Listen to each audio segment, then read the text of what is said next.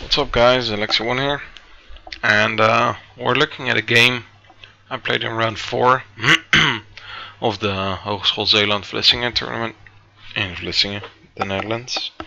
And I played against Pierre Smeets, a guy rated 2082. So yeah, I was having not the best tournament of my life, 2.5 in 3, but against really weak opponents, relatively.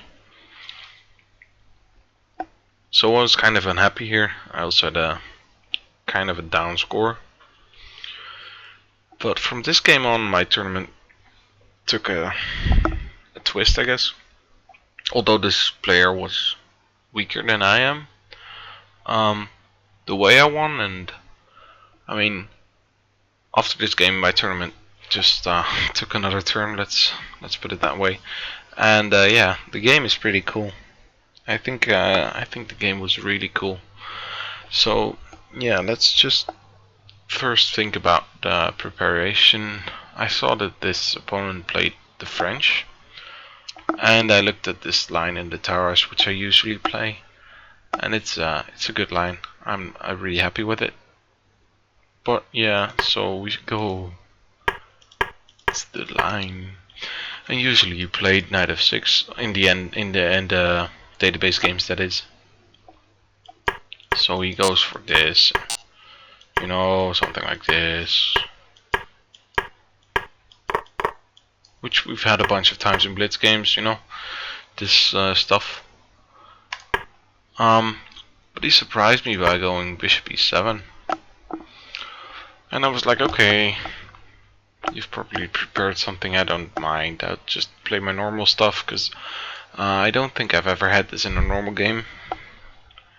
But I play c3 here, and I know that the usual move is fc5 here. Then you have to take knight gf3, knight f6, bishop d3, and I knew this, and I was like, okay, let's get this on the board and let's show me what you got.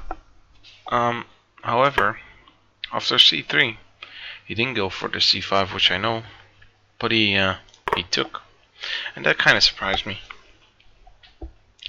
So you have to think about it like this. If he takes one move earlier, knight f6 is a move, but knight d7 is known to be a somewhat better move.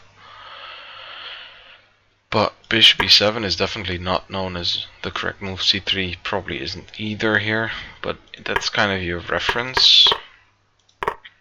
So I figured knight d7 would be the best move here, with the idea of going knight f6. But he goes knight f6 immediately, and this is kind of interesting, because in the line we just saw one move earlier, takes knight f6 here. If we take, he wants to take with the g pawn. He could also take with the queen, but he wants to take with the g pawn, and then he wants to put this bishop sometimes on g7, and or on d6, but not on e7. So it's kind of interesting what the consequences are of this bishop e7 and c3. However, I do think I have to take, and I think he has to take with the g pawn actually. That kind of makes more sense. However, he took with the bishop. Knight f3 seems reasonable. We want to put our knight here. Knight, yeah, he castles, so I guess that's not the best move. I think he has to go knight d7 and try and go for a quick c5. Castling short is just super scary now, because usually you have a knight here on f6, and now that's not really the case, and you'll see why that's kind of handy to have. So he goes knight d7, and I figured, yeah, let's go bonanza. h4. So yeah, the obvious threat is knight g5. If he goes h6, I guess we could go knight g5, but we could also go g4 and just g5. So he tries to do something in the center, but now we just sacrifice our ass off. And he doesn't take, he has to take. I think he has to take. So there are a lot of lines to calculate here. Knight g5 is obviously the only move. Queen g6, king g6 I mean, is not the best. King somewhere, queen h7, king here, at g4, and mate as well. So king g6 is not a move. Taking here is also not a move. Oh yeah, king g6 here is also not the best because of this one and this one. So if king e4, queen f3 mate, this is also a nice mate. King g6, queen h7 mate, and that's it. So this queen h5, f5, and g6, and now queen h8 always mates. So the only way is back. And now queen h5 and rook e8 is the only way. And he missed this defense, which is kind of surprising because he was still rated 2082. Not that bad. I mean, it's kind of a good rating. And it's kind of obvious that you want to run away with your king. I was planning on taking, going back, and play short castle. And it's kind of strange. Check first, yeah, and then castle. Because it's kind of strange. We want to go f4 and open up the f file. But it feels like we have to be quick, but we really don't. He can't really take on d4 due to the e file going open. Because we can check here now, and then check here. And that's kind of horrible for him. But what else is there? The engine comes up with the best, which is bishop g5, surprisingly. And then f4, which is kind of cool. I don't know if I would have seen this move actually. I think I would have taken with the h pawn, if I'm being honest. But f4 seems so freaking cool.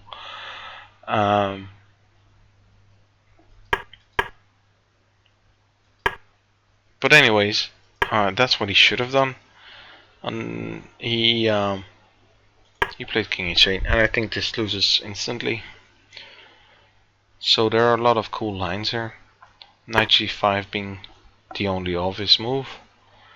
And there are two moves here, I think. Bishop e7 or g6. The idea of bishop e7 is if I go queen h5, he has knight f6, which kind of helps him. Well, kind of a lot.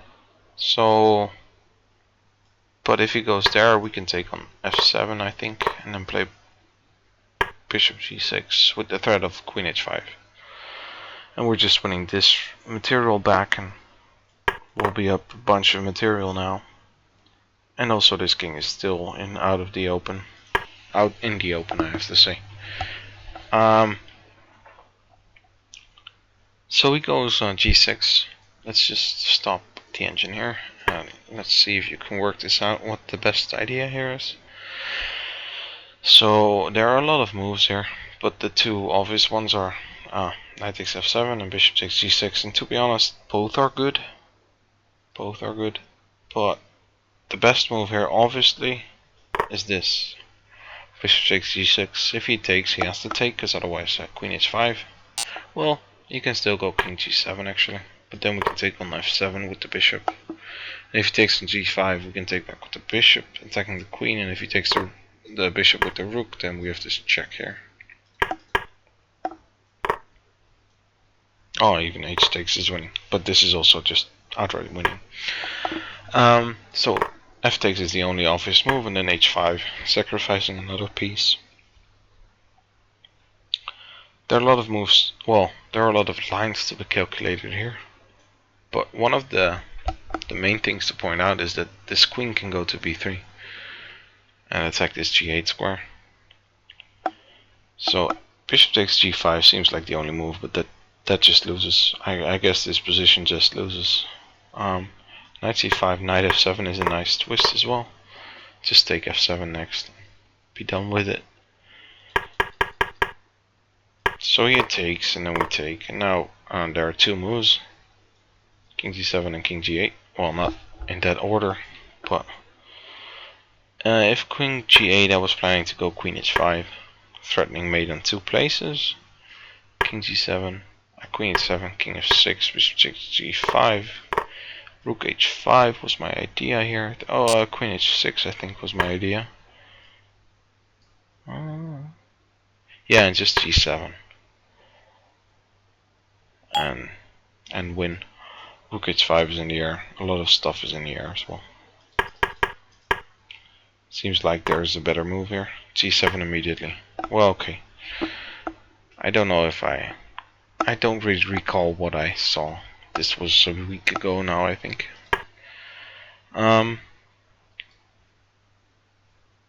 So that's if king g8. You went to g7 here.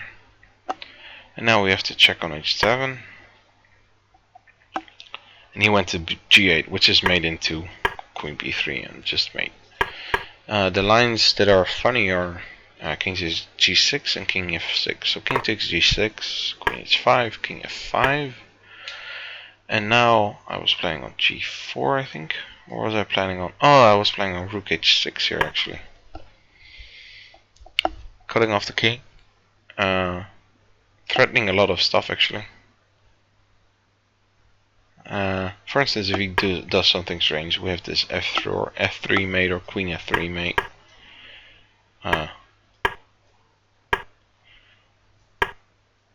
This mate is kind of funky as well. You could also turn it around, I think. Oh no, you can't. So there are a lot of threats here. I really like that mate. It's just so fancy. So if king f6 which was my main concern, I was thinking about this, check, and then g7 again. If king g8, check here, takes mates after rook h7.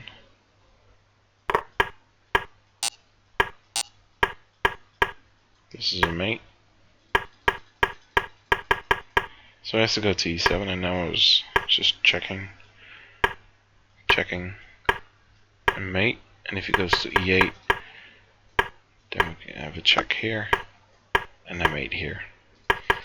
So I calculated all these lines, and yeah, I didn't see them all at bishop takes h7, to be honest, but I did see the idea of just playing h5 here. And the game ended rather abruptly after king g8 and just queen b3, and he resigned. He just missed this whole queen b3. Because it's kind of interesting, you're just looking at moves like queen h5, rook h7, stuff like that. You just forget about this sideways check. So yeah, I was pretty happy with this game. This, like I said, this game turned my tournament around somewhat. And yeah, I was really happy with this game. After this round I had to play an Indian IM. Argyadip Das was his name. So you see that in the next round. So I hope you guys enjoyed, and I'll see you guys next time. Let me know what you thought about this game.